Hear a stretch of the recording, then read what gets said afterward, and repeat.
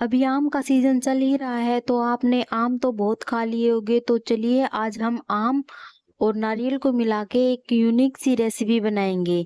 आज हम बनाएँगे नारियल और आम के लड्डू। ये लड्डू एकदम रसीले, सॉफ्ट और मुँह में रखते ही घुल जाने वाले बनेंगे। तो चलिए दिसु की रसोई में देखते हैं इसे कैसे बनाते हैं। सबसे पहले हम लेंगे सूखा नारियल। नारियल को हम चाकू से छोटे-छोटे टुकड़ों में काट लेंगे और फिर मिक्सर ग्राइंडर में इसे बिल्कुल बारीक पीस लेंगे।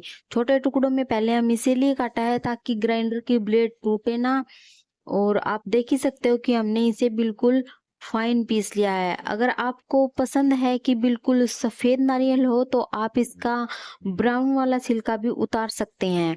और फिर एक मीडियम साइज़ का आम लेंगे, उसको अच्छे से धो के छील लेंगे और क्यूब्स में काट लेंगे। अब इन क्यूब्स में कटे हुए आम को भी हम ब्लेंडर से या फिर मिक्सर जार में डाल के बिल्कुल बारीक पेस्ट बना लेंगे। जो हमने नारियल का बुरादा पीस के रखा उसको जार से निकाल लेंगे, एक बर्तन में अलग कर देंगे और अब इसी जार में हम जो क्यूब्स में आम काटे हैं उसको डाल के बिल्कुल बारीक पेस्ट बना लेंगे। आम को पीस के हमें बिल्कुल स्मूथ पेस्ट बनाना है और ध्यान रखना है कि इसमें कोई भी क्यूब्स या कोई गुठली ना रहे। हमें एक स्मूथ पेस्ट चाहिए। आप देख ही सकते हैं कि ये कितना स्मूथ पीस के तैयार हुआ है।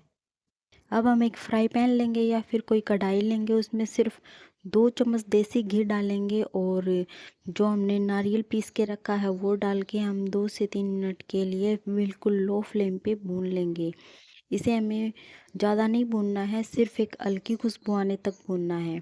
जैसे ही खुशबू आने स्टार्ट हो जाए फिर इसके अंदर आम की प्यूरी डाल देंगे और साथ ही साथ डालेंगे इसके अंदर देसी खांड और फ्लेवर के लिए 2 चुटकी इलायची का पाउडर और आधी कटोरी डालेंगे इसमें मिल्क पाउडर।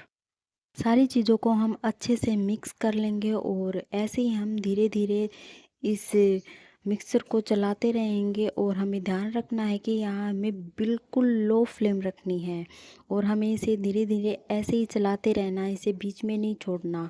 और जैसे ही हमें लगे कि ये जो मिक्सर है पैन को छोड़ने लगे तो समझो ये मिक्सर बनके बिल्कुल तैयार हो गया है। और जैसे ही ये पैन छोड़ने लगे तो हमें इसे गैस से उतार के ठंडा कर लेना है। आम के इस मिक्सर को हम ठंडा होने के लिए एक थाली में फैला के 10 मिनट के लिए रख देंगे ताकि ये जल्दी ठंडा हो जाए।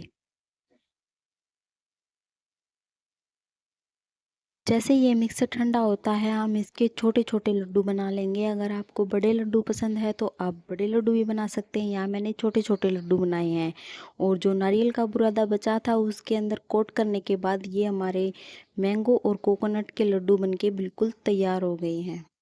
बिना मावा और बिना मैदा के सिंपल तरीके से बनने वाले लड्डू अगर आपने इसे एक बार बना लिया तो बार बार बनाओगे।